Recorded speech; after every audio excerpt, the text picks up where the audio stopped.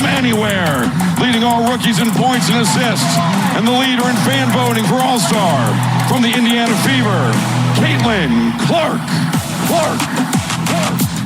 Making her fourth. This image is a waking nightmare for Caitlin Clark's critics because everything just changed. They thought they had Caitlin on the ropes, struggling and sidelined, with the Fever floundering without her. Diana Taurasi's "reality is coming" prophecy seemed to be unfolding, and her detractors were relishing their petty jabs. But the Fever's shocking Commissioner's Cup victory flipped the script. No one saw it coming, especially not ESPN, who thoroughly humiliated themselves in the process. This win has dramatically reshaped the landscape for Caitlin and the Fever for the rest of the season in 3 critical ways. We've learned that the more success Caitlin has, the more intense the war on her and the Fever becomes. And Caitlin's statement after the game? Just wait. It'll prove to be prophetic. Let's dive into what happened, how the haters reacted, and what's coming next. Some say we arrived because the world knows our name. Now you know, that was never the destination. From the court to the culture, we own the moment. We're not here to chase greatness, we're here to claim it. Our ambitions don't fit into headlines or highlight reels. Our road games sound like home games because our fans don't ask for permission to dominate. So if you thought we arrived, now you know. We're not here for the moment. First off, while Fever fans hoped for this at the season's start, virtually no one expected it heading into the Commissioner's Cup Finals. The Fever began the year hyped as contenders, bringing in big-name free agents and launching their confident "Now You Know" campaign. Of course, they had Caitlin Clark, who returned looking incredibly strong, ready to elevate her game. They even started with a bang, demolishing the sky in front of millions. But then, things spiraled.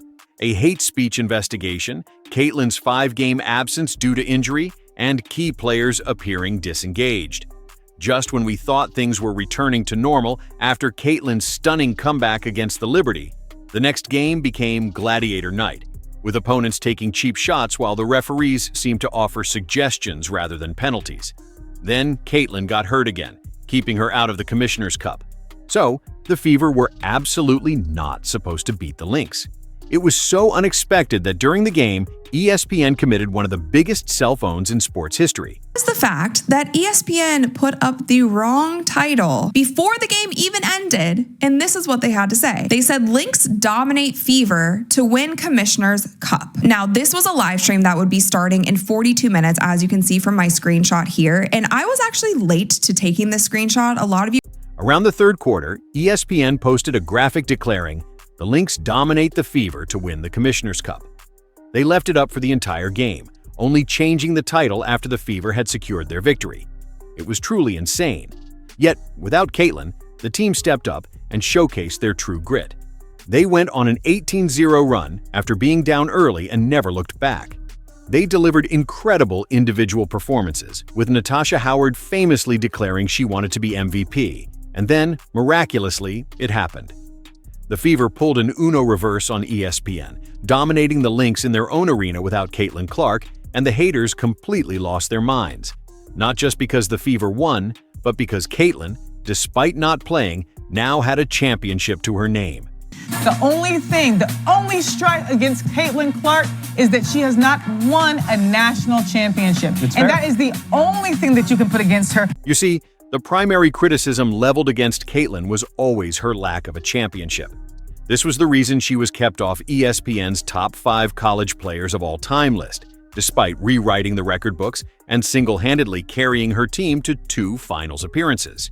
Even though the constant rivalry narrative with Angel Reese has become tiresome, critics have repeatedly used Caitlin's title drought, contrasted with Angel's championship, to argue that Angel is superior because she's a winner. This has been the haters' crutch, and with this Commissioner's Cup win, it's gone. They did win the final without her, but it's not like she's Nikola Topic or anything.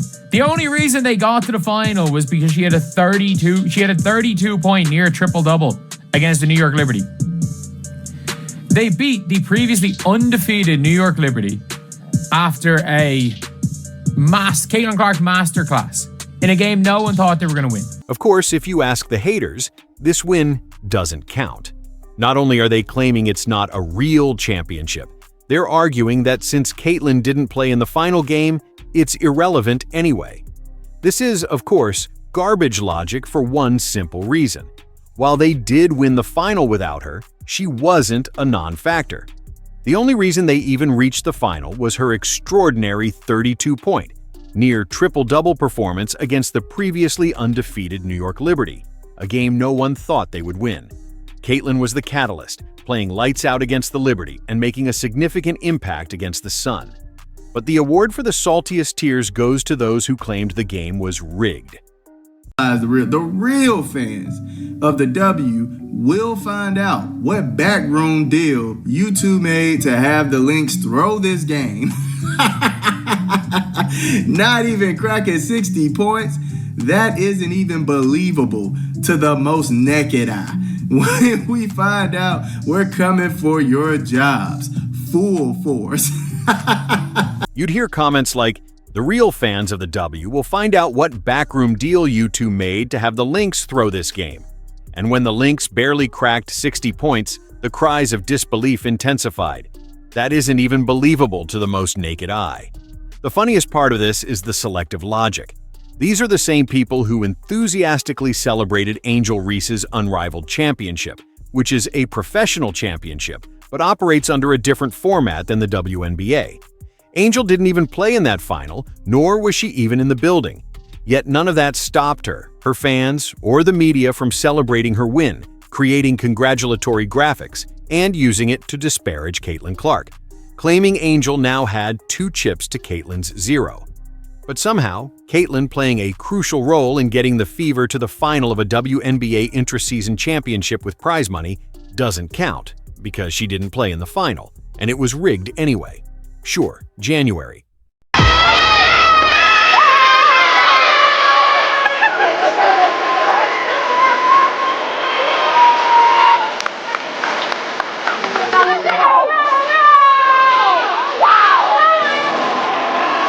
But here's why the haters are truly shaking. The Fever won on a big stage without Caitlyn. They beat the Lynx, who were the best team in the league at a dominant 14-2 at the time, and they did it in the Lynx's own arena. While that arena sometimes feels like Carver North due to all the Fever and Iowa fans who show up, it was still a road win and undeniable proof of concept. All those leaders brought in for high-pressure situations came through when it mattered most. Natasha Howard was a force, Sophie was clutch, and when you add that to the incredible seasons Aaliyah and Lexi are having, there's a lot to celebrate right now. Are they perfect? Can we complain about coaching? Absolutely. That's what fans do. But things are definitely moving in the right direction. Remember how I said this win transformed the Fever's fortunes in 3 key ways? Here's how. First, it takes the immense pressure off this team. As they say, winning solves everything. Sophie recently mentioned the team felt like they were on their own islands, but nothing unites a group like a championship, even if it's not the ultimate one. They had to defeat 2 top teams, the Liberty and the Lynx, to get there. While perfection isn't expected going forward, their swagger is undeniably back. It looks like they've weathered the storm. And with Arie McDonald permanently in the mix, they're far more dynamic than before. Second, because the immediate pressure has lifted, this victory gives Caitlyn more time to rest. There was significant speculation, even from me, that the Fever allowed Caitlyn to play hurt early in the season and then rushed her back from injury. Now, there's no reason the Fever can't stay in playoff contention without Caitlyn for a few more games or even weeks. Fans have been urging the Fever to sideline Caitlyn longer to ensure she's fully recovered. I believe Caitlyn and the team will be more inclined to take this approach after beating the Lynx. We immediately saw signs of this shift. Instead of making Caitlyn a game-time decision, the Fever announced a day in advance that she would sit against the Aces. And third, when Caitlyn finally returns 100% healthy, she'll be rejoining a team that's already clicking and winning games without her.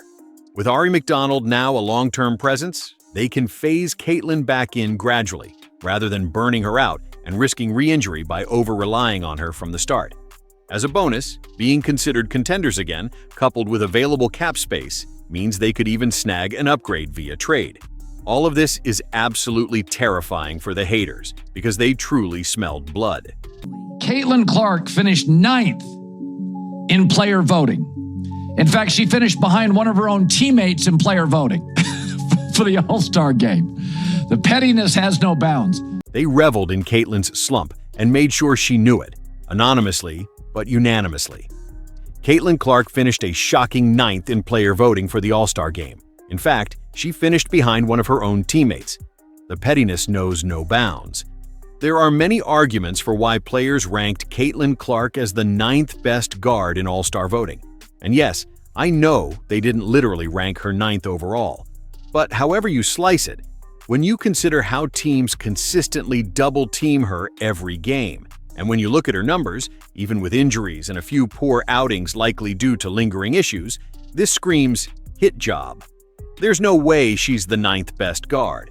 America loves her. The fans clearly love her. The media likes her.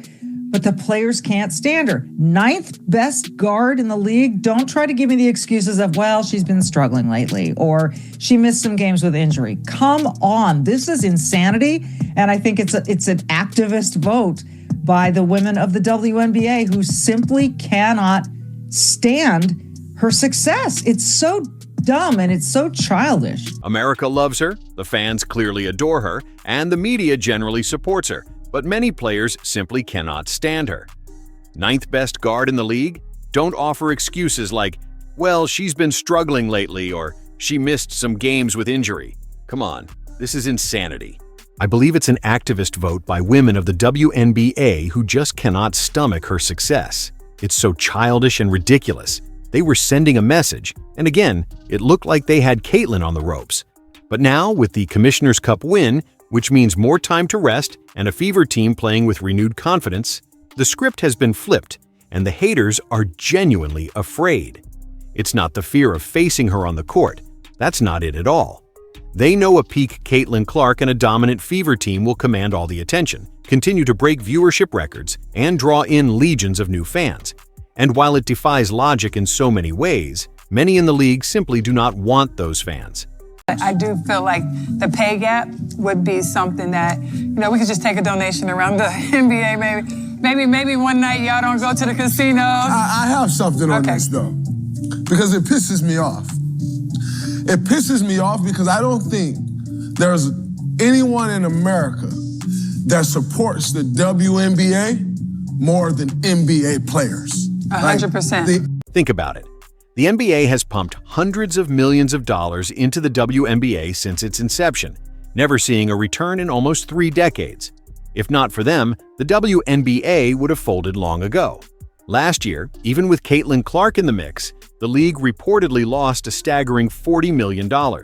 It's like the WNBA has been riding a bike with NBA training wheels. No matter how much they wobble, they stay upright.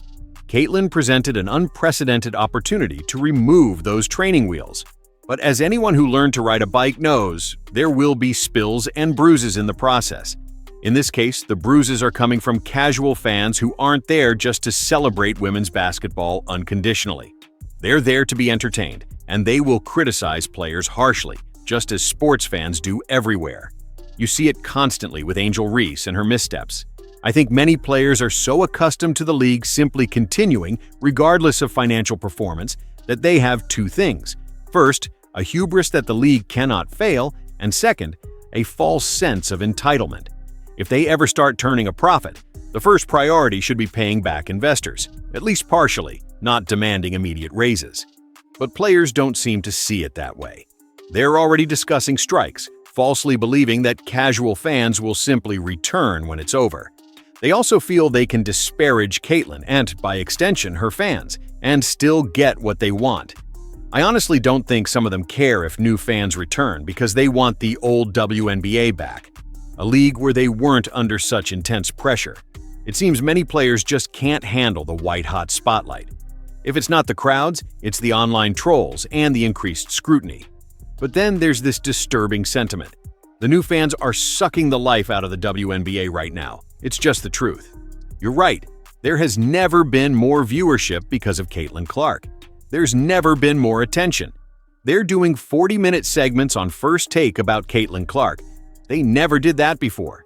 But some in the league complain that there used to be other storylines, joy, and talk of competition. There are players, fans and media personalities who simply cannot stand that it's all Caitlin Clark all the time.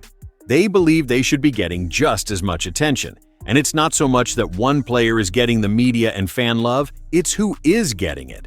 It's interesting how for years, WNBA players pointed fingers, claiming people were sexist, the media was sexist, they weren't being promoted, and they were underappreciated. And then they get the golden goose, and they don't like what it looks like. Iowa girl, Indiana girl. Well, who knows? As I've said for years, when the wave hits, ride it. You don't know what it looks like. All of this points to an undeniable Caitlin and the Fever versus the WNBA dynamic. She knows it, and her teammates know it.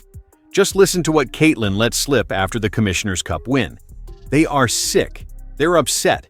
Remember, they voted her the 9th-ranked guard when she's clearly top 3. The haters are not happy. And knowing that there's no imminent reality check that's going to force players to see the light, the hate is only going to escalate. The rough play on the court will continue, and the refs will likely keep allowing it. Caitlin's statement is almost certainly a prophecy because the Fever are back in the title conversation, which means even more hate. We started the year talking about them being contenders for a WNBA championship. And if anything, this win proved they have what it takes. They had played 5 of their last 6 games on the road coming into this, and if you can win games on the road like they did tonight, in an environment like that, the sky is truly the limit. This is a team that's starting to gain confidence and show their depth. The Fever are stronger after everything they've endured, and they'll need to be because the WNBA's soft civil war is still very much alive. It's not going anywhere. The only solution for Caitlin and the Fever is winning. The Fever have claimed the first championship of the 2025 season. Now they need to win the next.